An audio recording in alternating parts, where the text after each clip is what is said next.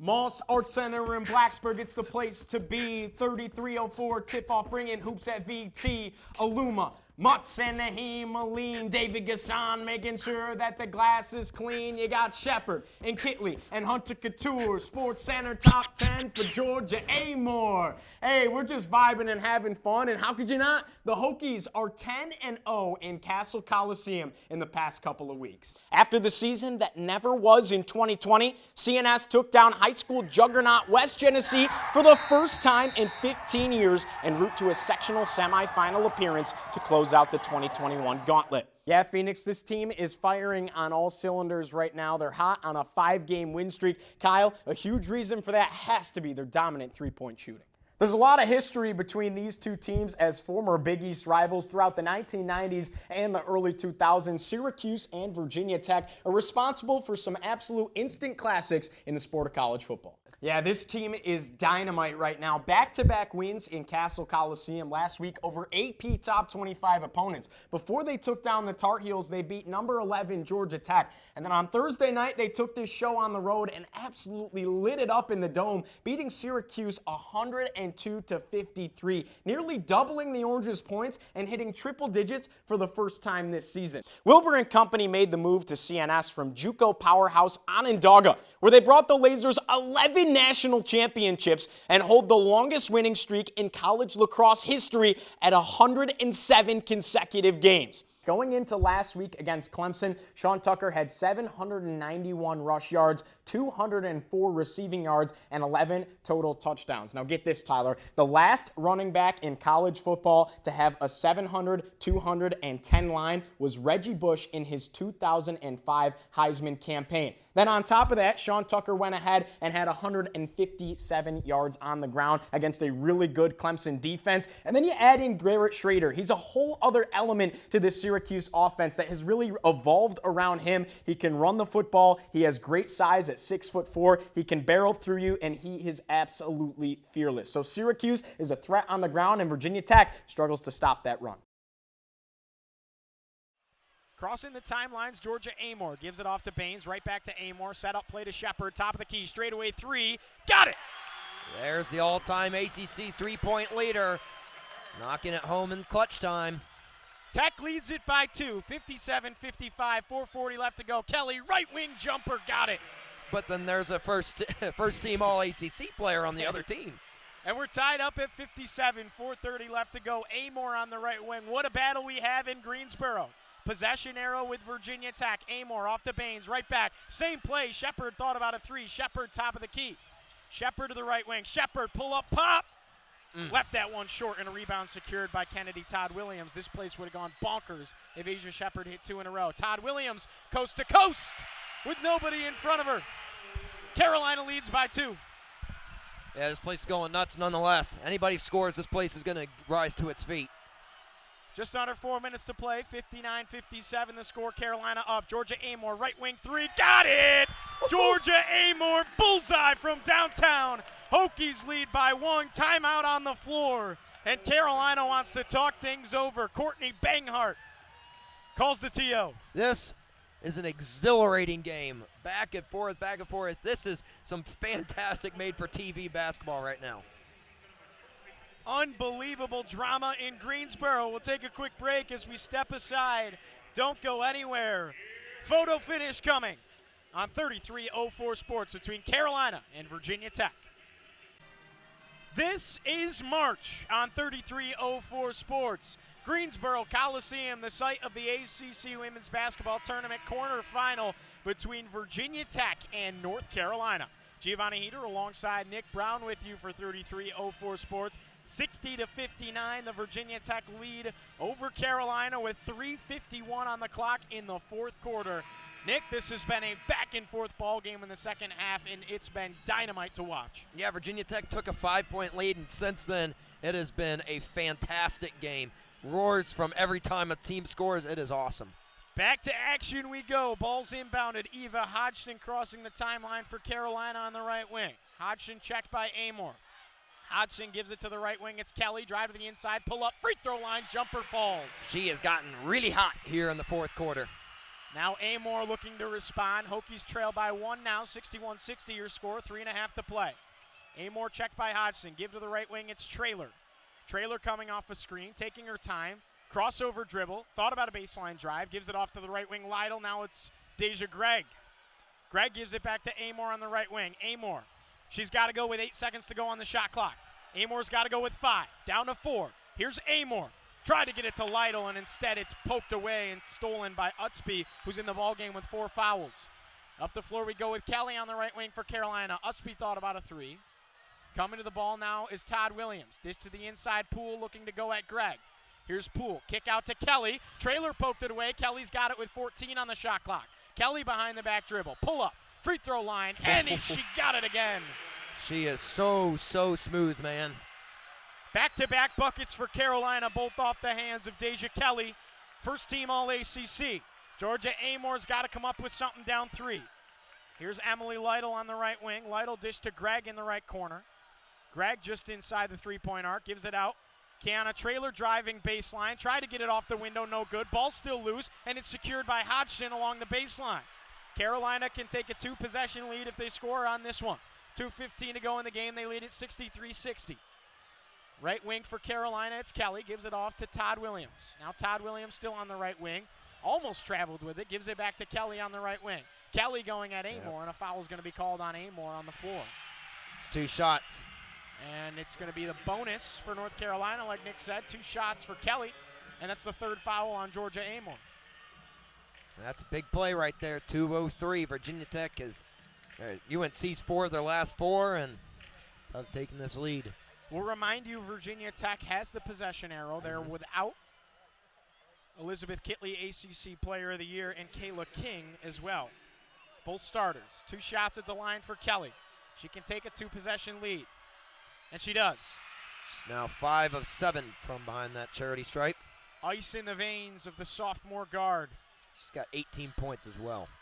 Calm, cool, and collective is Deja Kelly. Second one in the air. Off the right side of the rim. I jinxed her again on accident. Deja Gregg secures the rebound, gives it off to Amor. Crossing the timeline, Hokies got to go now down 4. 64-60 your score. We plummet under 2 minutes to go. Amor over to Shepard. Right wing 3. Nails it! She knew it as soon as it left her hand. She knew it. That was heavily contested, but that was cold-blooded right there. Tech's back within 1. In game number 1 of the day, it was the 1 seed, the NC State Wolfpack, taking down the 5th seed Virginia Tech Hokies by double digits. Now, the Hokies were without ACC Player of the Year Elizabeth Kitley, as well as starting shooting guard Kayla King. But that didn't stop NC State from dominating the Hokies in the second half, punching their ticket to the ACC Championship game tomorrow, where they will meet the 7th-seeded Miami Hurricanes. Now, let's talk about Miami. They have been the Cinderella of this tournament. Yesterday, they had an emphatic win over the number 2 seed Louisville, and then today they took down the 3 seed, the Notre Dame Fighting Irish. So Miami has been the exciting story of this tournament, and they face off against a team that was expected to be there, the NC State Wolfpack, who are looking to win their 3rd straight ACC title. And right here tomorrow, you'll see nets being cut down, ladders being climbed, and confetti flying. We'll have the coverage for you on 3304 Sports. But saying so long from now, I'm Giovanni Heater.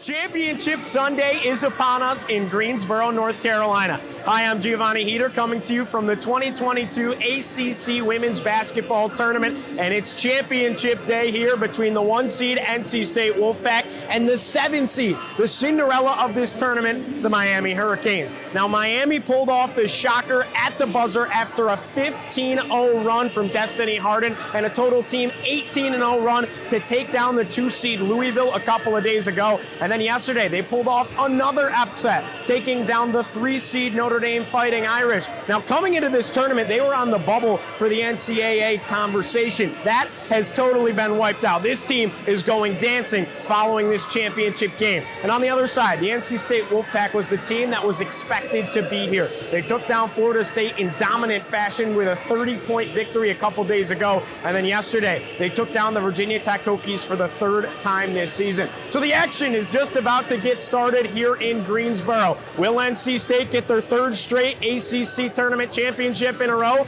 or will Miami complete the Cinderella story? I'll have all the coverage here on Twitter at GeoHeater and for 3304 Sports. Follow along all day. It's the Wolfpack and the Hurricanes in the ACC championship game. Call it a three-peat, a dynasty, or whatever you want. But one thing's certain, the number 1 seed NC State Wolfpack came to Greensboro, they saw, and they conquered. They walk away as your 2022 ACC Women's Basketball Tournament and regular season champions. Before the north end zone empties and the Castle Guard assembles, one final home game remains on the schedule for Virginia Tech. After a year-long hiatus, Lane Stadium has been packed once again. Say your prayers, little one, don't forget my son, to include every. Being back in Lane Stadium this year has been nothing short of special. 2 sellouts, Hokie Effect games, and a return to all of our beloved traditions. Coming together as a community after all that we have been through has been healing, unifying, and magical in so many ways. As we approach the final home game of the season and reflect upon what a wild ride this fall has been, one thing will always remain true. This is home. For 3304 Sports, I'm Giovanni Heater.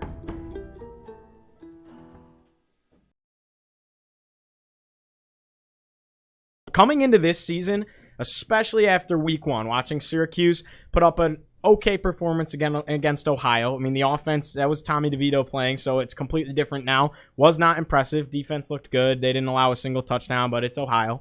And then I watched Virginia Tech beat North Carolina. I mean, I thought Virginia Tech was going to win the Coastal, and I thought Syracuse was going to be dead last in the ACC. And my mind's completely changed. And the next week, Syracuse loses to Rutgers, and you're even more convinced, right? And the other thing, too, about that, though, you wish as a Syracuse fan that they would have done this Schrader thing sooner. Yeah. Because there's no way that Syracuse would have lost to Rutgers if they were playing the way they're playing now. And not even the way they're playing now, just the way they run the offense now. It's completely different, and Schrader is just makes them so much better, so much different, so much more deadly, so much more two-dimensional than one-dimensional.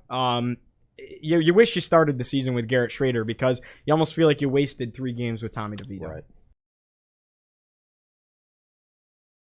Yeah, this is the home stretch of the season for both teams. Now, the men are back in the NCAA tournament bubble watch conversation. They'll play host to UNC on Saturday at 4 p.m. in Castle Coliseum. They lost to this UNC team earlier this year down in Chapel Hill. Now, look out for Armando Bacot and Keve Aluma. That's that premier matchup on the inside. Head coach Justin Fuente talked earlier this week about how he sent his players home for a week to go see their families. A lot of players actually got in the car and traveled together. He talked about how he felt like a parent, a little worried about them traveling, a little worried about them getting back on time, but it was certainly good for those guys to get home before coming back in preparation this week for a huge game Saturday night. Well, there's a Notre Dame running back that might have a soft spot in his heart for the Virginia Tech Hokies and Lane Stadium. The Richmond, Virginia native returns to the place where he sparked his love for college football. So for more on Chris Tyree, we bounce it over to Carter Hill. Yeah, thanks, Katie. A lot to unpack there when you talk about the quarterback situation in Chestnut Hill. But, Kevin, these are 2 teams right now that sit at 4 wins apiece, both trying to make a push for a bowl game. You're getting into that November slate of your schedule. It's crunch time for both squads. Friday night means a lot, especially with the lights on full display. Friday night ACC primetime matchup. Give me a key to the game for each squad. Let's look at Boston College first, Giovanni. It's going to be all about quarterback play. Katie just mentioned it, but it's going to be Emmett Moorhead, the third stringer for the start. If he can get going or at least create some sort of offense for Boston College, they'll have a chance in this game. For Virginia Tech, hey, it's corny, but establish the run. Malachi Thomas has been impressive the last 2 games. If he can keep it going, Virginia Tech wins in Chestnut Hill. 7:30 kickoff. It's going to be on ESPN2. You can find it ACC primetime matchup, Virginia Tech and Boston College. Both teams in the bowl hunt. Boston College trying to come away with their first conference win of the season. Virginia Tech trying to pick up 2 in a row. Thanks so much for tuning in today on the 3304 Kickoff Show. For our producers in the booth, Andy Losi and Jake Lyman. For our reporters, Katie Adams, Carter Hill, and Kobe Talley. And for my partner here at the desk, Kevin DiDomenico. I'm Giovanni Heater. Enjoy your college football weekend, and so long from Blacksburg.